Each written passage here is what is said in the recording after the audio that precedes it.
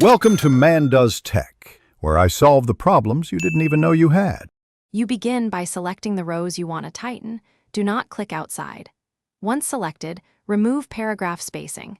Set both before and after to 0 pt. Then change line spacing to single and enable the option that prevents extra space between paragraphs.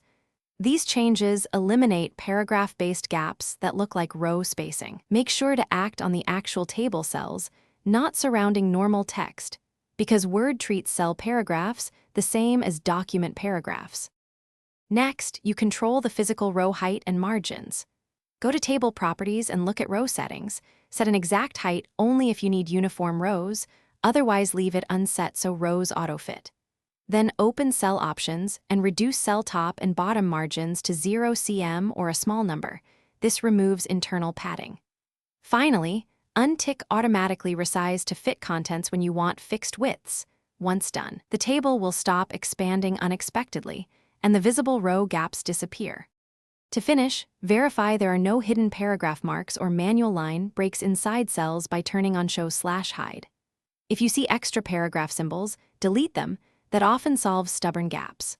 Also check for images, large fonts, or objects that force height, resize, or wrap them. If spacing still persists, clear direct formatting with Ctrl+ spacebar and reset paragraph settings with Ctrl+Q. That restores styles and usually fixes the issue. If it fails, restart Word and recheck the table settings. Thanks for watching. If you found this helpful, don't forget to like and subscribe.